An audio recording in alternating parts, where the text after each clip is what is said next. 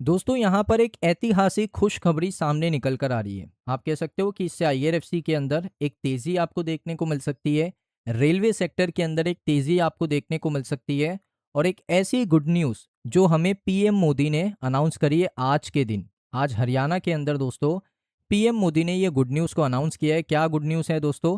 पहले अगर आप हाईलाइट को देखोगे, इंपॉर्टेंट चीज़ क्या है कि यहाँ पर पीएम मोदी ने हाईलाइट किया है रेल का ओवरहॉल। इंडिया बेटर प्रिपेयर है हॉर्मोस की अनसर्टिनिटी के लिए। ईरान और यूएसए के बीच में वॉर चल रहा है। स्ट्रेट ऑफ हॉर्मोस के ऊपर अनसर्टिनिटी है, कभी स्ट्रेट ऑफ हॉर्मोस खुल जाता है, कभी बंद हो जाता है। दोनों कंट्रीज आपस में लड़ रही है। ईरान क्या करता है, स्ट्रेट ऑफ हॉर्मोस को बंद कर देता है, क्योंकि ईरान को पता है कि वहाँ से ग्लोबल का यानी दुनिया भर का 30 से 40% तेल एशिया आता है।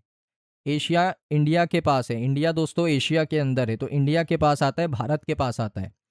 तो यहाँ पर आप देख सकते हो कि प्राइम मिनिस्टर नरेंद्र मोदी ने फ्राइडे को यह कहा कि इंडियन रेलवे ने पिछले 12 सालों के अंदर कंट्री को हेल्प किया है कि वो पोटेंशियल क्राइसिस से यहाँ पर क्या रहे, दूर रह सके।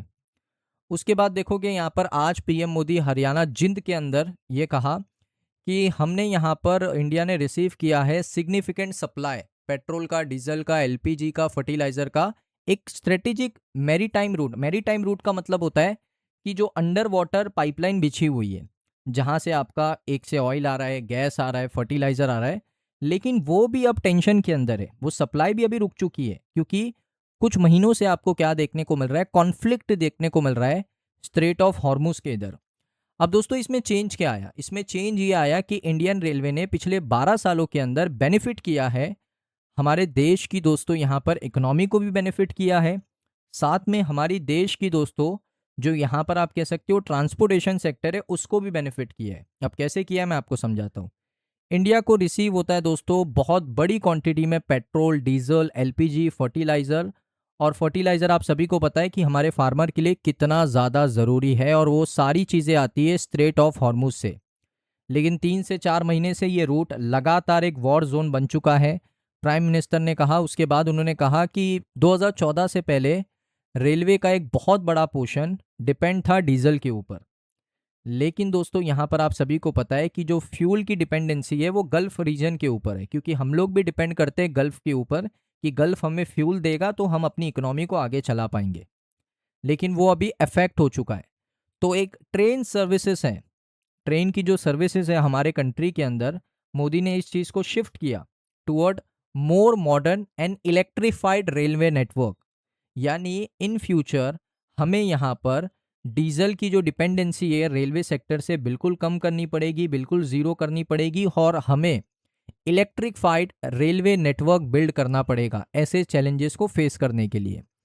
उसके बाद उन्होंने कहा कि पिछले बार क्या हुआ था, एक बहुत बड़ा पोर्शन भारत का एक्सक्लूसिवली डीजल पावर ट्रेन थी।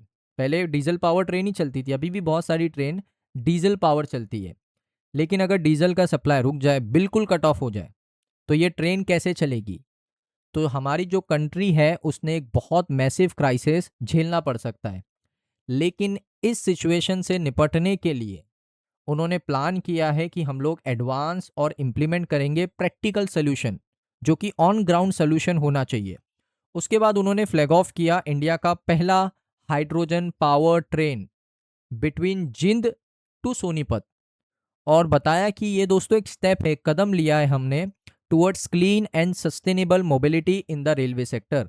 तो इन फ्यूचर आपको बहुत सारी रेलवे जो ट्रेन है वो इलेक्ट्रीफाइड होती हुई देखने को मिलेगी। उसके बाद उन्होंने इनॉग्रेट किया एक foundation stone for development project worth around 14,700 crore, जो कि जिंद के अंदर प्रेजेंस है, हरियाणा के अंदर। और वहाँ पर हरियाणा के चीफ मिनिस्टर नायाब सिंह सैनी भी थे, यूनियन रेल मिनिस्टर अश्विनी वैष्णव भी थे। हाइड्रोजन का जो ट्रेन है दोस्तों रिसेंटली अराइव हुआ है ग्लोबल स्टेज के ऊपर, और ये एग्जिस्टिंग था, पहले भी था, 7-8 साल पहले से दोस्तों ये ट्रेन चल रहा है। लेकिन भारत ने इसको अभी अपनाया है, और मुझे लगता है अपनाना चाहिए, क्योंकि अनसर्टिनिटी ऑयल की रहने वाली इन फ्यूचर भी, क्योंकि पूरी इकोनॉमी ऑयल के आसपास ही घूमती है, क्रूड ऑयल के आसपास ही घूमती है। तो मुझे लगता है एक बहुत अच्छा डिसीजन है जो इंडियन गवर्नमेंट ने लिया, एक बहुत अच्छी खुशखबरी है हम सभी देशवासियों के लिए, रेलवे सेक्टर के इन्वेस्टर्स के लिए, सभी के लिए। तो मुझे लगता है इस न्यूज़ का जो असर है ना वो पॉजिटिव ही पड़ना चाहिए, चाहे वो आईआरएफसी हो, आरवीएनएल हो, जितनी भी रेलवे सेक्टर की कंपनीज हो, उनके ऊपर ये रेलवे सेक्टर का आप कह सकते हो कि ये जो अपडेट है, ये जो न्यूज़ है, उसका असर पॉजिटिव ही पड़ना चाहिए। अब बात करेंगे क्वार्टर वन के आंकड़ों के ऊपर। ये देख सकते हो आईआरएफसी का, ये म्यूचुअल फंड का क्वार्टर वन का जून 2026 का डेटा है। इसमें सबसे पहले आपको एक बायर दिख रहा है जिसका नाम है Aditya BSL arbitrage growth fund. अब इसने कितना शेयर खरीदा आप देखिए, 14,37,625 क्वांटिटी फ्रेश एंट्री है। इससे पहले इन्होंने एक भी शेयर नहीं खरीदा था, तो एक फ्रेश एंट्री करी, 13 करोड़ रुपए के शेयर इन्होंने खरीदे। मिराई एसेट की अगर मैं बात करूं, मिराई एसेट लगभग 11,60,000 शेयर, इनकी भी एंट्री है। इन्होंने पहले बेच दिया था, पूरा शेयर निकाल दिया था, अभी इन्होंने कम प्राइस के ऊपर 10.5 करोड़ में निवेश किया। उसके बाद देख सकते हो यहाँ पर आपको ग्रो का Nifty India railway PSU ETF जो फंड है, उसने लगभग 4,23,000 शेयर खरीदे। 15.55% का ग्रोथ है मंथ ऑन मंथ बेसिस पे, और लगभग 28.52 करोड़ का यहाँ पर इन्वेस्टमेंट किया है। उसके बाद देख सकते हो यहाँ पर आपको देखने को मिलेगा आईसीआईसीआई निफ्टी नेक्स्ट 50। तो ये निफ्टी नेक्स्ट 50 में आईआरएफसी है, इस वजह से ये लोग फंड वाले निवेश करते हैं। तो 3,90,000 शेयर खरीदे, 5% का ग्रोथ है, टोटल 70 करोड़ का इन्वेस्टमेंट है। निपॉन इंडिया की बात करूँ, इन्होंने लगभग 3,82,000 शेयर खरीदा क्वार्टर वन में, 5-6% का ग्रोथ है, almost 61 crore in total investment है आईआरएफसी में। उसके बाद मैं आपको और भी बताता हूँ, Kotak arbitrage regular growth fund, ये भी दोस्तों एंट्री किया है पहली बार। पहला म्यूचुअल फंड है दोस्तों कोटक का जिसने एंट्री मारा है। 100% की क्वांटिटी यानी फ्रेश एंट्री है, 3,74,000 शेयर, और लगभग 3,39,00,000 रुपए का इन्वेस्टमेंट किया है पहली बार में, अच्छी बात है।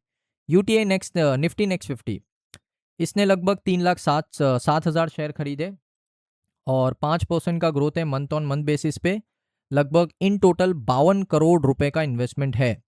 वाइट ओक कैपिटल एंट्री मारी है, और दोस्तों ये जो कैपिटल है वाइट ओक कैपिटल, ये लगातार एंट्री मारते रहते हैं।